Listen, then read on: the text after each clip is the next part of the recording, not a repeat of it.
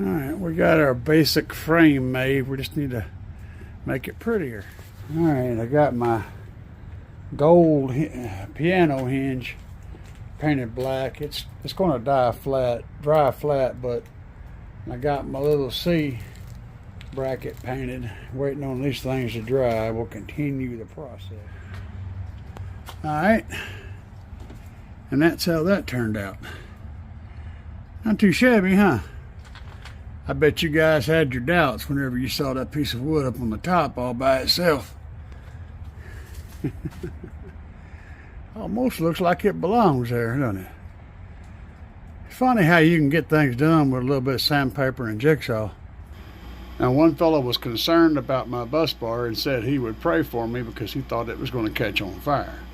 While he's praying, I'm testing with a temp gun to make sure it never gets warm, and it doesn't. Alright, we got our door hinged, and we did a little bit of paint work to make things nice back here.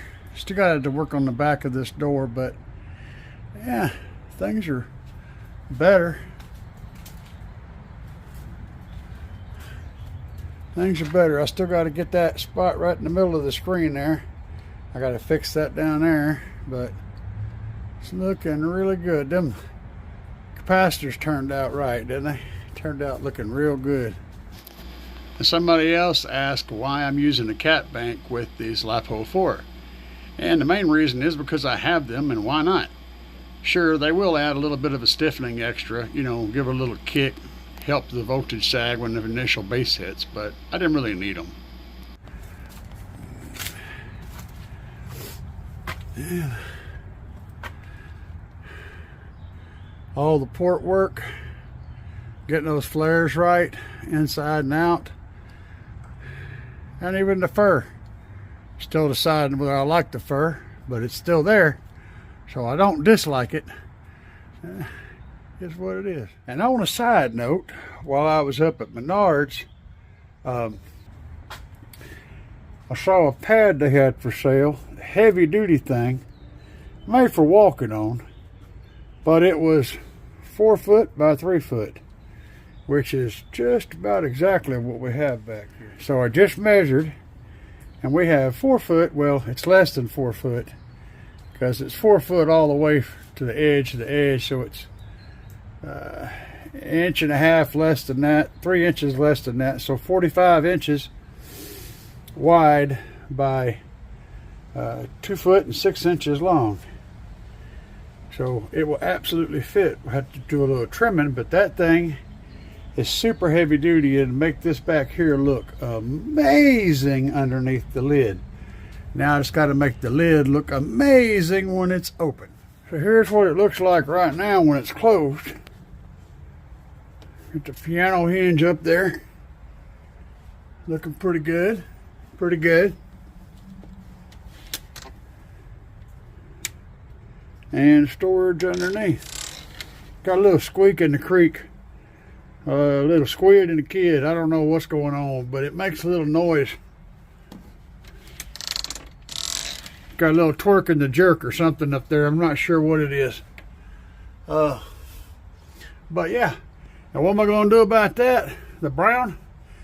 I don't know. It's kind of growing on me. Yeah. Well, when in doubt, black it out. Not perfect, but it's mostly black. It looks fine. It'll be fine. Damn, I still got that orange door hinge. Little witch in the ditch. Yeah, that looks clean, guys. That looks real clean. I like it. Like I said, I'm kind of getting used to that brown in there, and it kind of breaks the black up a little bit. I think it looks good, man. It looks good wood. Wood is good. I don't know.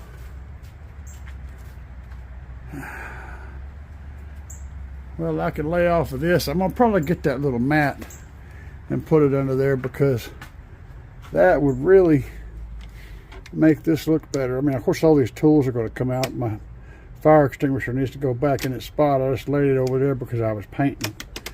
But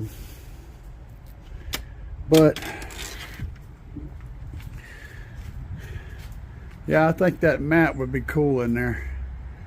It wasn't too bad either. It was less than 20 bucks. I don't remember what it was. I got to figure this out. This down here is a battery shaped hole. It comes out this way and goes up yonder way. Maybe I'll just paint it black in there and nobody will notice. What do y'all think? I don't tell nobody. Yeah, y'all just keep your mouth closed. Don't let the secret out. I may do that.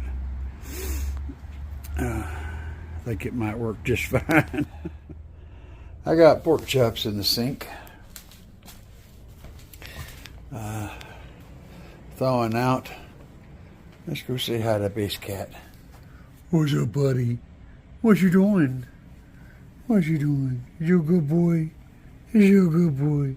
He's a good boy. He's a good boy. He's a good boy. Yeah, he's a good boy. I don't know. Man, those look pretty good, don't they? All nice and thawed out now.